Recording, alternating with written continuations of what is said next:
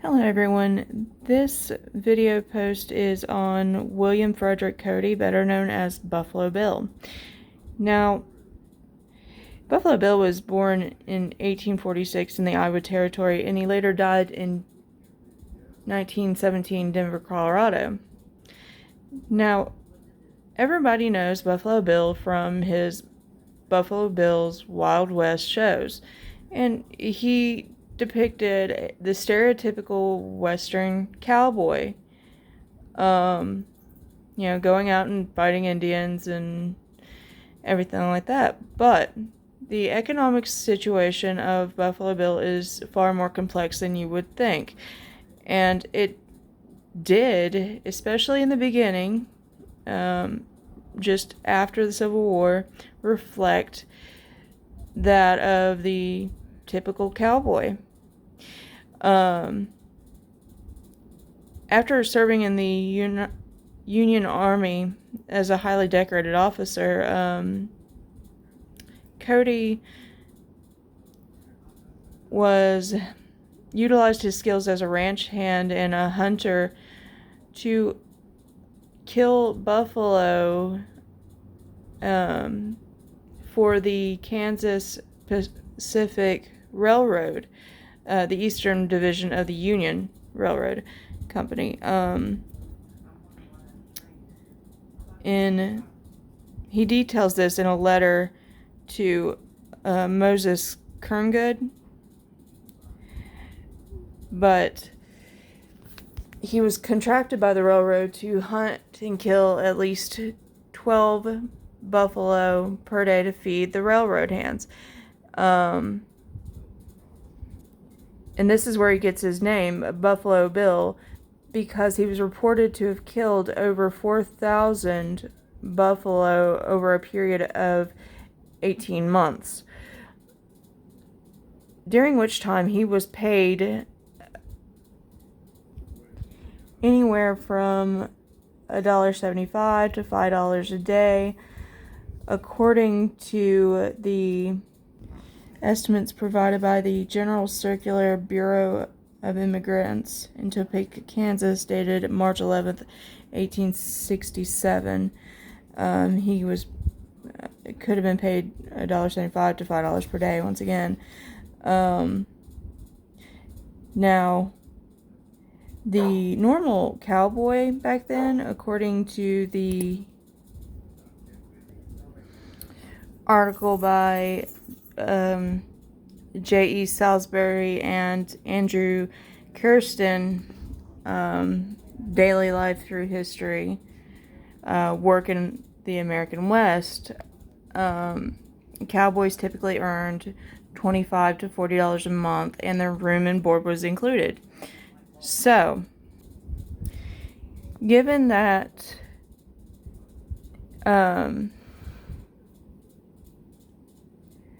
Cody's room and board was not included in his work with the railroads, he most likely earned about $30 more per year than a cowboy being paid $300 a year. Now, the $300 was taken out based on the estimates provided in Edward Atkinson's Industrial Progress of the Nation, Consumption Limited, Production Unlimited, who gave the estimates for a year's worth of rations at about $100, and for rent at $200.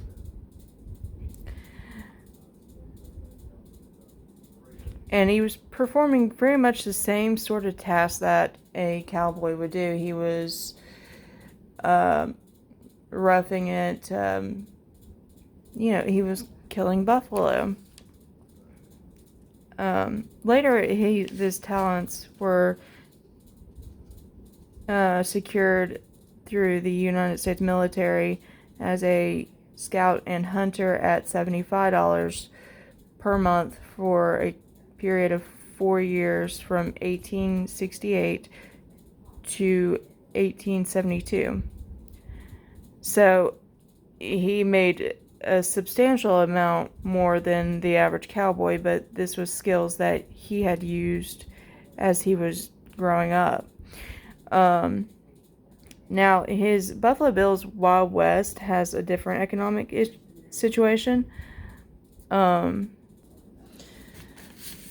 These shows were very grand events. I believe one estimate put the daily expenditures for the show at about $4,000.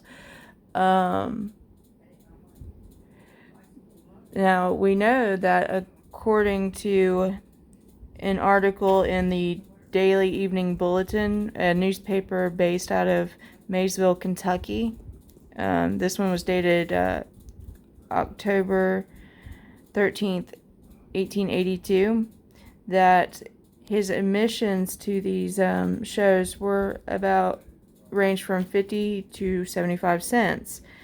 Which makes sense with the later show at the Chicago World's Fair, which lasted from May to the October of the same year, where he was reportedly opened to about 18,000 audience members. And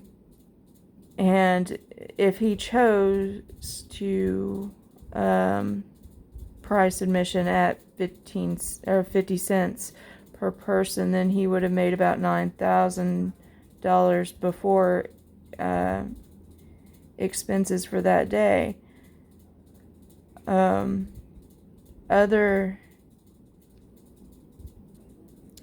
Now, if he charged 75 cents per person, then it would have been, and minus the approximated $4,000 for expenditures for that day, he would have cleared the show would have cleared $6,000. Now, he did tour Great Britain and Europe twice. 8 times. 4 times in the years between 1887 and 1892, and then 4 more times between 1902 and 1906. And he closed the London tour in the 1887 year with 300 performances with more than 2.5 million tickets sold. So, before expenditures over $1 million. Now, because his show was heavily dependent upon the audience's ability to pay the admission price, the shows themselves reflected a larger demographic shift. It is well known that in the later part of the 1890s, Buffalo Bill actually had to sell his show and made himself an employee rather than an owner because of the financial setbacks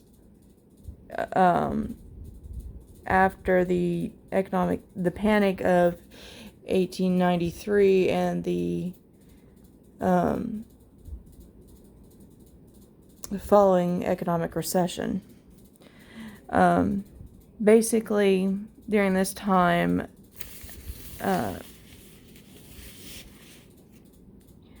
there was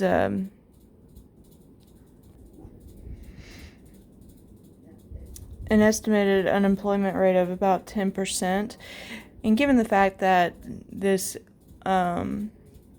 refers more to male earners, given the fact, assumedly, most women probably were not employed or were paid under the table, perhaps.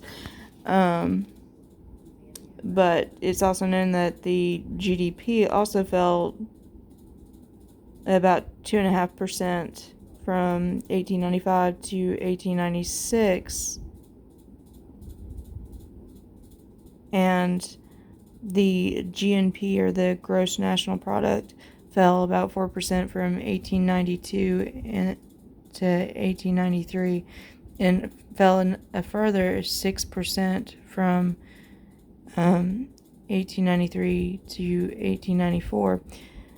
So basically, people just could not afford to attend shows during this time. So Buffalo Bill would not have been able to afford the expenditures that came along with the show. Now, it is also known that the show did go bankrupt in 1913.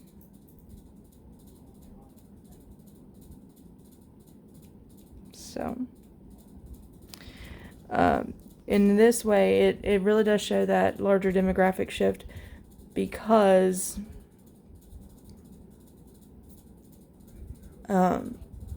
if people cannot afford to go to the show, they're not going to go. You're not going to get that profit.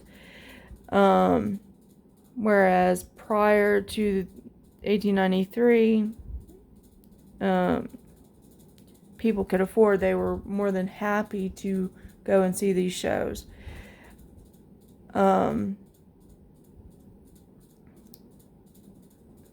So, once again, he lived the economic life as a cowboy, early on. As a showman, the success of his show demonstrated the demographic change of the American economic situation as a whole.